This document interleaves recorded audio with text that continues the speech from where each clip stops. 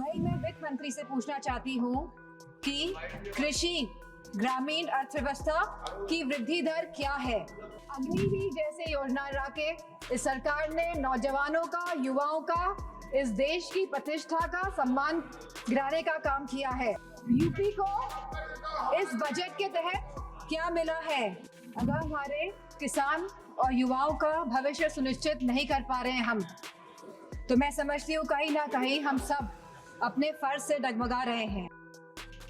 मोदी सरकार की तीसरी कार्यकाल का बजट पेश हो चुका है, तो वहीं अब बजट पर सदन में चर्चा चल रही है। बजट में चर्चा के दौरान समाजवादी पार्टी की मैनपुरी से सांसद डिम्पल यादव ने सरकार से सवाल पूछे। उन्होंने कहा कि यूपी का बजट क्या है, यूपी को बजट में कितना कुछ मिला। कई सारे आरोप उन्होंने लगा दिए और एक एक करके कई सवाल वित्त मंत्री निर्मला सीतारमण पर दागे। साथ ही उन्होंने यूपी की कानून व्यवस्था पर भी सवाल खड़ा किया। सुनिए डिम्पल यादव ने क्या कुछ कहा। सभापति महोदय, आपने मुझे बजट में बोलने का मौका दिया, मैं आपको धन्यवाद देना चाहती हूँ।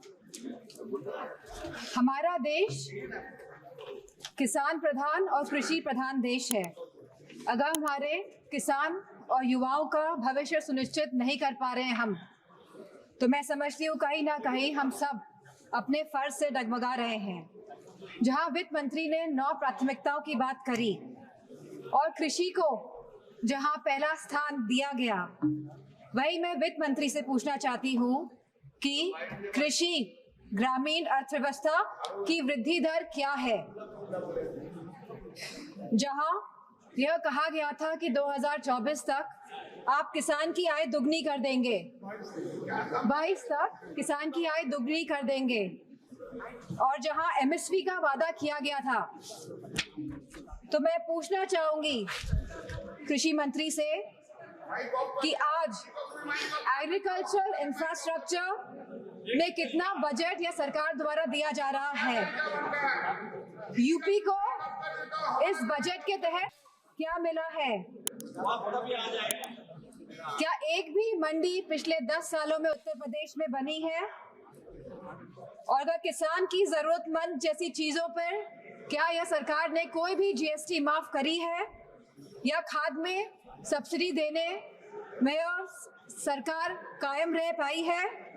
और जहां खुद प्रधानमंत्री आए थे उत्तर प्रदेश में विधानसभा चुनाव में और उन्होंने वादा किया था उत्तर प्रदेश की जनता को, उत्तर प्रदेश के लोगों को, कि वो आवारा मवेशियों की समस्या से किसानों को हल दिलाएंगे, निजात दिलाएंगे, तो क्या इस आवारा पशुओं की जो समस्या है, जिसकी वजह से आज हमारा देश चौकीदार बन गया है, रात भर सो नहीं पा रहा है, तो क्या कोई प्रावधान बजट में रखा गया है इस समस्या को लेके?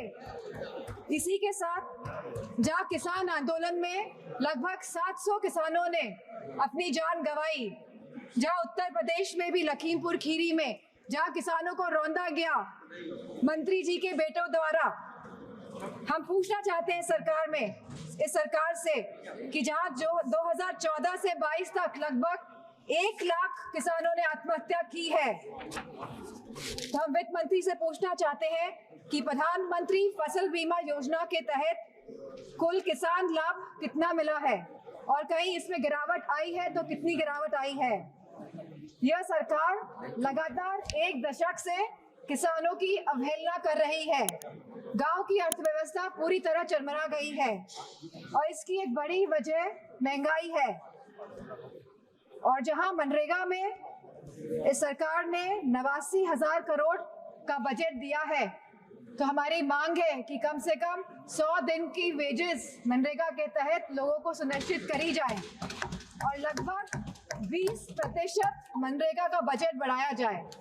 इसी के साथ शिक्षा बजट में भी लगातार हमारा घट रहा है, जहां यह केवल आज 2.5% है of the total budget spending allocation, और जहां यूनेस्को ने ये बेंचमार्क दिया है कि लगभग यह 4 से 6% तक होना चाहिए, वही यूजीसी के फंड्स लगातार घटाए जा रहे हैं और इसको लगभग इस बार 7 से 61% घटा दिया गया है।